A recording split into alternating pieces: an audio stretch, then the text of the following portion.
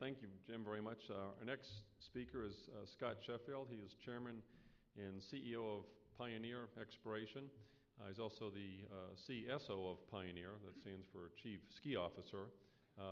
Scott is the smoothest powder skier you'll ever have the pleasure to share the back bowls with, as I have on many occasions.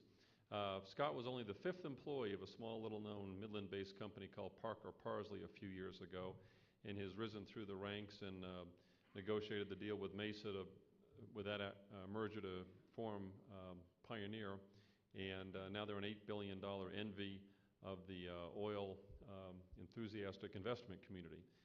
So with that, I'll turn it over to Scott.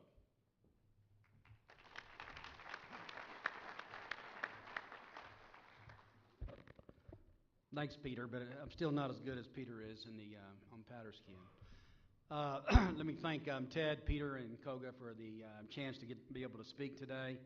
I'm going to talk primarily about the Eagle Ford and the Sprayberry Wolfberry, but also I'm going to show some slides about the impact we could have on U.S. and U.S. imports. More of a big picture in regard to the U.S. We'll skip that one real quick, quicker than the other ones. Pioneer, if you don't know, is one of the top 10 independents in the U.S. today, onshore U.S. We're a $14 billion company, producing about 115,000 barrels a day equivalent. We have 1 billion barrels of oil equivalent proved, another 2 billion barrels in the resource category. That's primarily in the Permian Basin and also in South Texas. Peter introduced me as Pioneer Exploration Company. We haven't actually drilled an exploration well, which was part of our strategy at one period of time, probably in about 3 years. So it is Pioneer Natural Resources. We spend 99% of our capital budget basically on unconventional oil today, of the $1.8 billion. But for a several-year period, we were exploring around the world, decided to pull back. At the right time, we were fortunate enough, back about 4 years ago, and focus on these key plays. The focus is really the Sprayberry, West Texas, or the Wolfberry play, as some people call it, the Eagle Ford Shale, and the Barnett Shale combo play.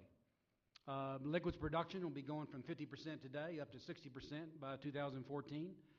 And we're one of the fastest growing companies of the top 10 independents in the onshore U.S., or in the U.S. public market, growing 18% compounded growth rate and 30% in cash flow.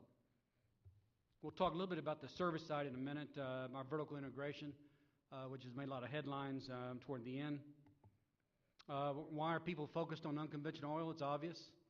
I lived in an environment for about 30 years, oil and gas trading 8 to 10 to 1. So we use that historically on all of our reservoir modeling. And now been trading 20 to 25 to 1. I see no change really in that over the next 5 years. Gas may come up, but oil is going to come up also. So it's going to stay in that 20 to 25 range. So we'll continue to see the activity as we've seen it today, with more than 1,000 rigs focused on oil now in the onshore U.S. What's happened to public stocks? If you're oily, your stock has way outperformed everybody else. Obviously, we're in that green mark by refocusing on our two primary plays. Has allowed us to be one of the top stocks in the S&P 500 over the last 3 years. The gassy stocks are in bottom, they're red. And then you have a group of international E&Ps, and you have a group of gassy companies that are moving towards liquids rich. And you can see they're outperforming a little bit versus the gassy stocks. The primary plays that have been found today are all listed. You've heard a lot of people talk about it. We're probably adding the Chesapeake's recent announcements about the Utica in the Northeast, and we'll probably see a lot more plays being announced. The Permian Basin has 20 to 25% of the U.S. reserves, of oil reserves, and it's probably in the very, very early stages of horizontal drilling. There are probably another 30, 40 shale zones that are being tested now as we speak, or will be tested over the next 2 to 5 years in the Permian Basin. We're going to find a lot more. It's going to have a major impact on reducing imports into the U.S. You can see we produced over 11 million barrels. We brought in about 11 million barrels in May of 2011. And if you look at this forecast by Bentech, I'm going to go ahead and bring it all the way through. You can see we've had our first uptick. We peaked a combination with Alaska coming on and with the boom in the early 80s, somewhere between 8 to 9 million barrels a day. And I think we got a good chance by 2020 to get up to about 8 and 9 million barrels a day. You can see we've turned the corner the last 2 years. I'm predicting, along with Bentech, that we'll be adding at 2 million barrels a day by 2015 from these liquid-rich plays. And in addition, we'll probably be adding another 1 to 2 million barrels a day by 2020. We got the deepwater Gulf of Mexico that could really add to this. And obviously, when you put North America and adding the oil sands in Canada, we can easily get back up to peak oil production in North America at some point in time over the next 10 years. Let's focus on the Sprayberry. You can see it's had what's interesting, 5 years ago, we're the only public company in the Sprayberry-Wolfberry play. Believe it or not, Pioneer. Today, we've had every major independent move into that play. It's moved up. It bottomed out at about 50 rigs during early 2009. It's back. It's the leading play onshore U.S. today with 250 rigs in the Sprayberry-Wolfberry play. The primary driver is opening up all the shale zones. We're opening up every shale zone. Along with the conventional zones, we're going deeper into the Wolfcamp. We're going into the Strawn, Atoka, Mississippian, several zones, and commingling all of those. Returns have improved significantly. It's also, 5 years ago, was a 10 billion barrel field. Today, it's been moved up to over 40 billion barrels potential in the Sprayberry-Wolfberry play. The Eagle Ford play. This is out of FBR. This is interesting. And I think it's probably can do better than this. And the key is whether or not we can get the rigs, the frac crews, and the people.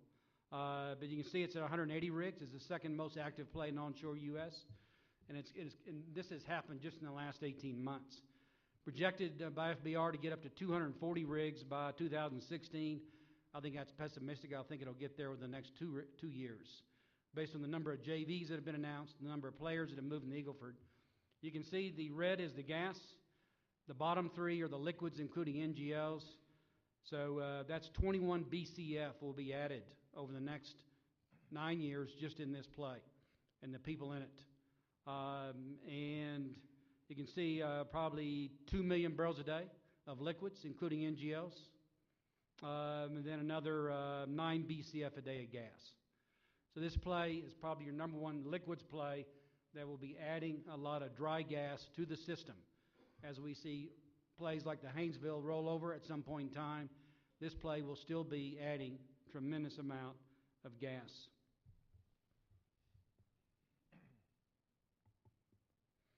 In focusing on Pioneer's three plays, you can see the Sprayberry, we have about 900,000 acres. The entire play is about 1.8 million acres. We have about half the play. Legacy position that we built buying from the majors back in the 80s and 90s. About 1.5 billion of potential, 2 billion. We have over 20,000 drilling locations. We're at 35 rigs. We've got 10 more rigs coming in. We'll be at 45 rigs drilling 1,000 wells going into 2012. The Eagle Ford Shale play, we have 300,000 acres. We have a joint venture with Reliance out of India. You can see it's 700 million barrels of oil potential net to Pioneer. We have over 2,000 drilling locations. We're running 12 rigs. We'll be adding 7 more rigs, getting up to 19 rigs based on the current plan. And then finally, the Barnett Combo play. We're at 70,000 acres and growing. 600 drilling locations. 2 rigs will be going to 4 rigs. So sometime in the next 12, 18 months, we'll be at close to 70 rigs just in these 3 plays with Pioneer. A map of the Sprayberry. I won't go into any detail, but we operate 6,500 wells there. 75% of it's held by production, obviously long-term leases. We are conducting a horizontal program along with probably another 4 or 5 companies, primarily focused on some of the Wolfcamp source zones in the Wolfcamp play, as what they're doing over in the Delaware Basin also. Eagle Ford play, we were fortunate enough, sometimes by luck, to have the right acreage at the right time. We inherited our position paying about $100 an acre.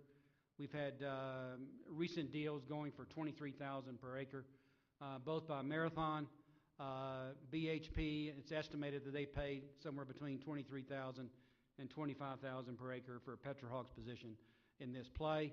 So we ended up doing a deal with Reliance, primarily because we were going to lose a lot of leases. We did not want our position to expire, so we ended up doing a joint venture with Reliance in that regard.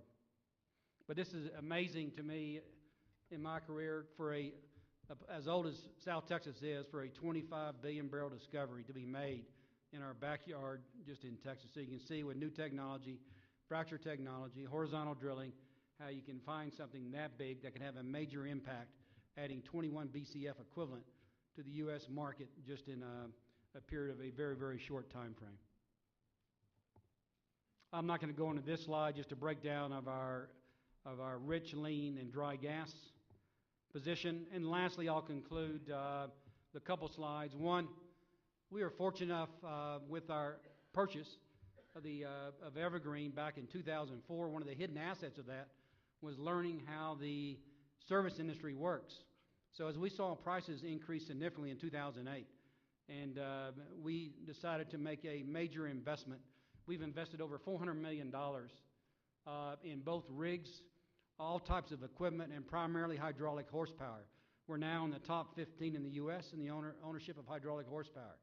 And we've already seen less than a one-year payout in our equipment based on what's being charged now to the producers.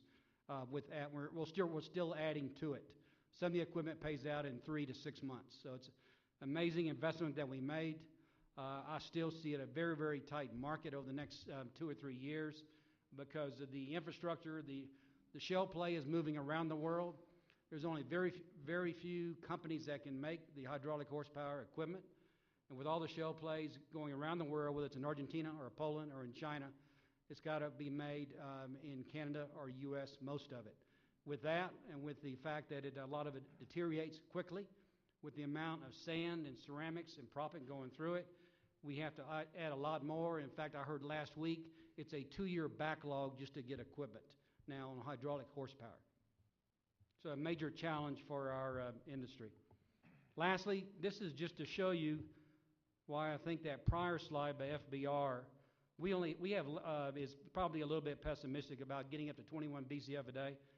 We have less than 5% of the acreage in the Eagle Ford shale play. And you can see the impact, and then with Sprayberry on top of it, you can see with Sprayberry and Eagle Ford, this is gross, including royalty, with our 45 rigs running in Sprayberry through 2020, 19 rigs, that we get up gross up to 500,000 barrels a day that we control just inside Pioneer. And roughly 60% of that is liquids. So just one company, you can see the impact on reducing imports in the U.S. Let me stop there. Turn it over to you, Peter.